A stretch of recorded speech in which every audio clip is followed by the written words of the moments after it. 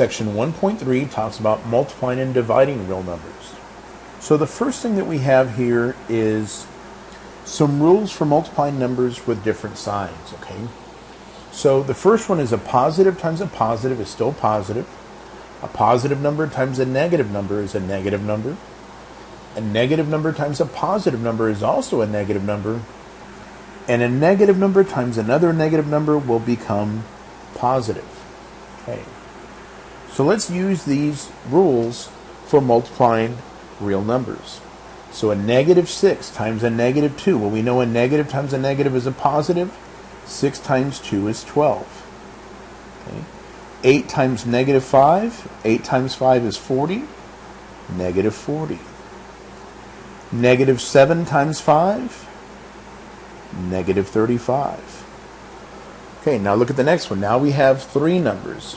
There's a couple of ways you can go about doing it. My initial reaction says, why don't I multiply those two numbers together? Because I know a negative times a negative is a positive. That's going to give me 30. Now we still have the 3 in front. So 3 times 30 just gives me 90. Okay.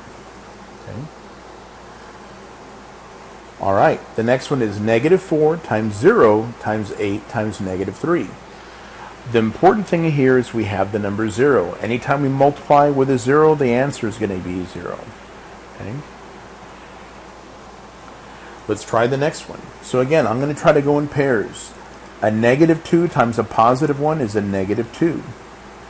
A negative 3 times a negative 2 is a positive 6.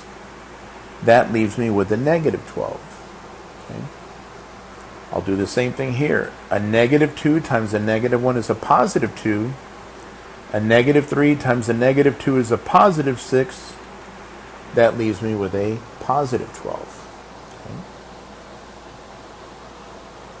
Okay. Alrighty. So for the next one, I want us to look at this problem in pieces. The first thing I notice is we have a negative times another negative. We know our answer is going to be positive. So I'm going to go ahead and just forget that those are there.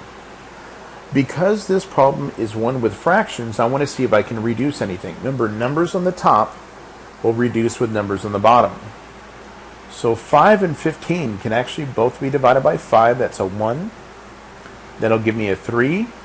I'm going to multiply straight across now. 3 times 3 is 9. 1 times 11 is 11. I cannot reduce it, so I won't. Okay. Let's do the same thing for the next problem. The first thing I'd like to do is think of that as a negative 4 over 1. So a positive number, positive 3/8, times a negative 4 over 1. Excuse me. Okay, so a positive 3/8 times a negative 4 over 1. Well, a positive times a negative is a negative number. I'm going to reduce this 4 on the top with that 8 on the bottom. I can divide them both by 4. That goes in once, that goes in twice. So 3 times 1 is 3, 2 times 1 is 2, and we said that our answer was negative, right? All right, let's try the next one here. First thing is, let me grab my calculator, right? So there it is, 3.4. Here's my times button, times 2.2, but it needs to be negative. Positive times a negative is a negative 7.48. All right. Let's do the same thing for the next one here. Let's see, do we know if our answer is going to be positive or negative? Positive number times a negative number is a negative number. Now, will any numbers on the top reduce with any numbers on the bottom? Well, it looks like 12 and 24. We can divide them both by 12. That's a 1. That's a 2. So 1 times 5 is 5. 13 times 2 is 26. Okay. Now we have rules for dividing real numbers. The rules for dividing real numbers are the same as they are for multiplying real numbers. A positive number divided by another positive is still positive. A positive divided by a negative is negative. A negative number divided by a positive number is a negative number. And a negative number divided by another negative number is a positive number. Okay, so a negative divided by a positive, negative. 3 goes into 24 8 times. Okay. A negative number divided by another negative number is a positive. 8 goes into 72 9 times. Okay. A positive 18 divided by a negative 3, negative 6. And a negative number divided by another negative is going to be positive, so I'm not going to worry about my negative signs. 180 divided by 4, 45. Okay. Let's do the same thing here. First thing I do, let me grab my calculator. 9.1. That number is negative. Divided by 0.07 equals, wow, look at that, negative 130. Okay.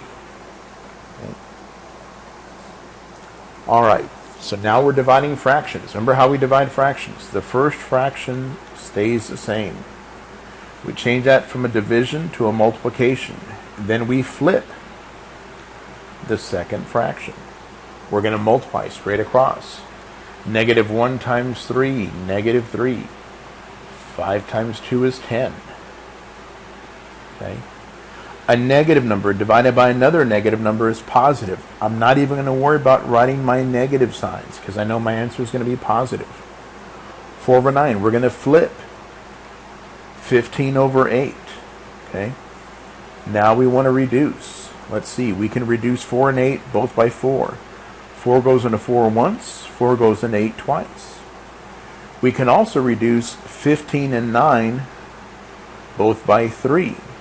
3 goes into 9 3 times. 3 goes into 15 5 times. I'm going to multiply straight across. That leaves me with 5 over 6. Okay.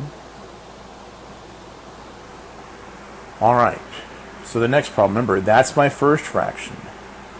Negative 2 over 3. We're going to change it to multiply.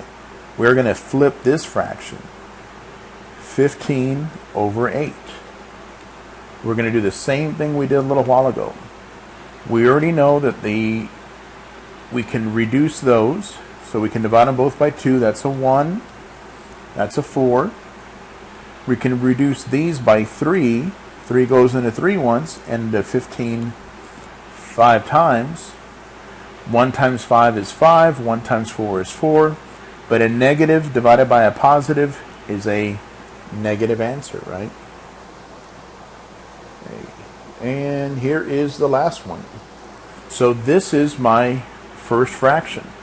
If I want to, I can think of that as negative 4 over 1. So we're going to go 8 over 3 times 1 over negative 4. Let's start to reduce. Divide them both by 4. That's a 2, and that's a 1.